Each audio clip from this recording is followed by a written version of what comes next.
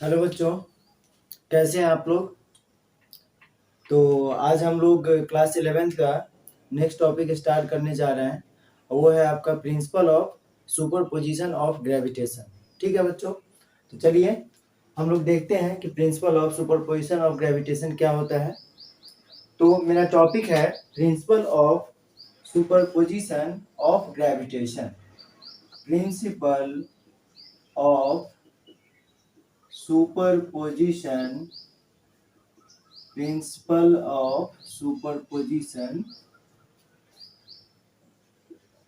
of superposition of gravitation।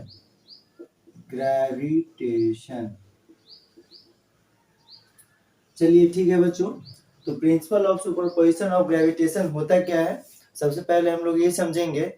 तो principle of superposition जो होता है बच्चों, तो इसका प्रिंसिपल क्या कहता है कि जैसे यहाँ पर कोई एक पॉइंट मास हम लोग लेते हैं, तो इसका जो पॉइंट मास है उसका मास m0 है, ठीक है। और इस डायरेक्शन में एक फोर्स एक्ट हो रहा है, तो यहाँ पे जो फोर्स लग रहा है वो m0 मास के ऊपर में m1 मास का कोई बॉडी है जो इसके ऊपर में कितना फोर्स लगा रहा है, F01 फोर्स लगा रहा है, ठीक है बच्चों। अच्छा, और यहाँ से एक m0 मास बॉडी के ऊपर में एक m2 मास का कोई बॉडी है जो इसके ऊपर में कितना फोर्स लगा रहा है, तो m02 force F02 force act कर रहा है। फिर यहाँ से m3 मास का कोई बॉडी है जो इस पॉइंट के मास के ऊपर में कितना फोर्स लगा रहा है, तो F03 फोर्स लगा रहा है, ठीक है बच्चों। तो यहाँ पे ये जो मास है पॉइंट मास, इस मास के ऊपर में बहुत सारे मास अलग अलग टाइप का फोर्स लगा रहा है। जैसे m1 मास इसके ऊपर कितना फोर्स लगा रहा है, F01। m2 मास इसके ऊपर कितना फोर्स लगा रहा है, तो F02। m3 मास इसके ऊपर कितना फोर्स लगा रहा है, तो F03। इस टाइप से बहुत सारा मास होगा। अगर हम मान लेते हैं इधर m4 एक मास है जो इसके ऊपर कितना फोर्स लगा रहा है, तो F04 फोर्स लगा रहा है, ठीक है। अगर यहाँ पे mn मास है, mn मास है, तो इसके ऊपर में कितना फोर्स लगाएगा बच्चों, F0n फोर्स लगाएगा, ठीक है। तो इस टाइप से यहाँ पे जो फोर्स है वो अलग अलग मास अलग अलग टाइप का फोर्स क्रिएट कर रहा है। फर्स्ट मास कितना फोर्स क्रिएट कर रहा है, तो F01 कर रहा है। सेकेंड मास कितना फोर्स क्रिएट कर रहा है, तो F02 कर रहा है। थर्ड मास कितना फोर्स क्रिएट कर रहा है, तो F03 कर रहा है। फोर्थ मास कितना फोर्स क्रिएट कर रहा है, तो F04 कर रहा है। और mn मास कितना फोर्स क्रिएट कर रहा है, तो F0n फोर्स क्रिएट कर रहा है, ठीक है बच्चों। तो चलिए अब principle of superposition of gravitation क्या कहता है कि इसका यहाँ पे जो टोटल फोर्स होगा यानी जो रिजल्टेंट फोर्स होगा वो इंडिविजुअल फोर्स के वेक्टर सम के इक्वल हो जाएगा। यानी यहाँ का जो रिजल्टेंट फोर्स होगा, हम मान लिए कि यहाँ पे टोटल जो रिजल्टेंट फोर्स है वो मेरा कितना लग रहा है, रिजल्टेंट फोर्स। यहाँ पे जो रिजल्टेंट फोर्स है वो मेरा कितना है, F वेक्टर है। कितना फोर्स है बच्चों, F वेक्टर है।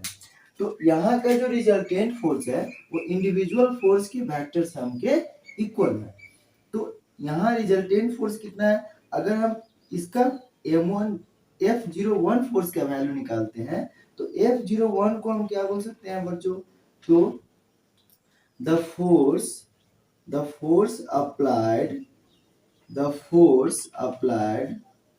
applied on m0 mass due to m1 मास यानी m0 मास के ऊपर में m1 मास कितना फोर्स लगाएगा, तो F01 फोर्स लगाएगा, ठीक है।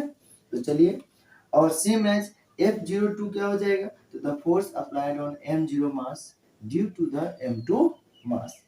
तो यहाँ से अगर हम F01 निकालते हैं तो कितना हो जाएगा बच्चों, तो F01 इक्वल टू यहाँ से हो जाएगा मेरा G m1 m0 into m1 by, और इसका पोजीशन वेक्टर कितना है, यहाँ से इसका यूनिट वेक्टर हो जाएगा आपको r0 r, यहाँ पे हो जाएगा r01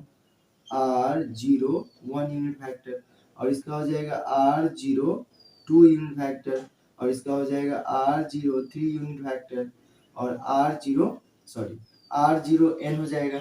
इस टाइप से अलग अलग मास के लिए अलग अलग कोई यूनिट वेक्टर होगा। R01 यूनिट वेक्टर मतलब unit vector from 0 to 1। R02 का मतलब unit vector from 0 to 2। R0n का मतलब unit vector from 0 to n। और R0n का मतलब हो गया बच्चों यहाँ से R03 का मतलब हो गया यूनिट वेक्टर फ्रॉम 0 टू 3। ठीक है, इस टाइप से बहुत सारा। तो इसका पोजीशन वेक्टर कितना हो जाएगा, तो GM0 M1 बाई यहाँ से ले लेंगे हम लोग R01 का मॉड ऑफ R01 का square into R01 unit vector. ठीक है बच्चों, अब अगर हम F02 निकालते हैं तो कितना हो जाएगा F02। तो F02 फोर्स का वैल्यू कितना होगा बच्चों, तो F02 हो जाएगा आपका यहाँ से F02। तो F02 फोर्स कितना हो जाएगा, तो इसको लिख सकते हैं हम लोग GM0 M2 by R02 mod का square into R02 unit vector. कितना हो जाएगा GM0 M2 बाई R02 का square into R02 unit vector. ठीक है, हम F03 निकालते हैं बच्चों, तो कितना हो जाएगा GM0 M3 बाई R03 का square into R03 unit vector. ठीक है, तो चलिए अब इस टाइप से M04 अगर निकालेंगे हम M04 तो यहाँ से सॉरी F04, तो F04 कितना होगा बच्चों, ये हो जाएगा GM0 M4 bye mode of R04 का square into R04 unit vector. तो अलग अलग और n मास के लिए कितना हो जाएगा, mn मास के लिए तो F0n equal to GM0 mn bye R0n का square into R0n unit vector. ये हो गया आपका अलग अलग इंडिविजुअल फोर्स जो m0 मास के ऊपर में लग रहा है। ठीक है, तो principle of superposition of gravitation क्या कहता है कि m0 मास के ऊपर में जो टोटल फोर्स होगा यानी जो रिजल्टेंट फोर्स होगा वो इंडिविजुअल मास की वजह से जो फोर्स लग रहा है उसकी वेक्टर सम के इक्वल हो जाएगा। तो इसका फोर्स कितना है बच्चों m01 के ऊपर में m0 मास के ऊपर में m1 मास कितना फोर्स लगा रहा है तो F01, और m0 मास के ऊपर में m2 मास कितना फोर्स लगा रहा है तो F02। इस टाइप से अलग अलग फोर्स लगा रहा है डिफरेंट मास। तो इसका जो वेक्टर सम होगा बच्चों, तो वेक्टर सम यानी रिजल्टेंट फोर्स जो होता है F वेक्टर, यानी इस मास के ऊपर में जो टोटल रिजल्टेंट फोर्स मेरा कितना है F वेक्टर है, तो इसका जो सम होगा वो क्या हो जाएगा बच्चों, तो इसको लिख सकते हैं हम लोग F01 plus F02 plus F03 plus F04 plus dot dot dot dot dot F0n तक, यानी आपके इसके ऊपर में कितना फोर्स लगा तो F01 plus F02 plus F03 plus F04 plus dot dot dot F0n तक। अब इसी को हम लोग ऐसे भी लिख सकते हैं बच्चों, यानी ये किसके बराबर हो जाएगा, तो इसको हम लोग क्या लिख सकते हैं बच्चों, यहाँ से हो जाएगा सिग्मा आई इक्वल टू 1 से लेके सिग्मा n तक, और ये हो जाएगा F0i वेक्टर। ठीक है, इसको क्या लिख सकते हैं हम लोग F0i, यानी F इसका वैल्यू कहाँ से स्टार्ट हो रहा है 1 से स्टार्ट हो रहा है, और ये कहाँ तक जा रहा है n तक जा रहा है, तो i का वैल्यू 1 से लेके कहाँ तक लेंगे हम लोग n तक, तो F0i हो जाएगा। अब इसी को हम यहाँ से टोटल फोर्स जब निकालेंगे बच्चों तो हो जाएगा F vector equal to F01, तो F01 फोर्स कितना है मेरा GM0 M1 बाई R01 का square into R01 unit vector. फिर F02 कितना है बच्चों F02, तो F02 है मेरा GM0 M2 बाई R02 का square into R02 unit vector. फिर F03 लेंगे तो GM0M3 बाई R03 का square into R03 unit vector. फिर F0n लेंगे तो यहाँ से हो जाएगा GM0MN dot dot dot dot यहाँ से GM0M4 बाई R04 का square into R04 unit vector plus dot dot dot यहाँ से क्या हो जाएगा GM0MN बाई R0N का मोड और R0N यूनिट वेक्टर। ठीक है बच्चों, ये हो गया आपका total resultant force acting on the point mass m0। तो यहाँ से हम इसमें क्या कॉमन ले सकते हैं बच्चों, इसमें कॉमन ले सकते हैं GM0, क्योंकि GM0 सब में आ रहा है, यानी GM0 जो है इस टर्म में भी है, इसमें भी है, इसमें भी है, इसमें भी है और इसमें भी है, हर टर्म में GM0 आ रहा है। तो GM0 हम क्या ले लेंगे, कॉमन ले लेंगे।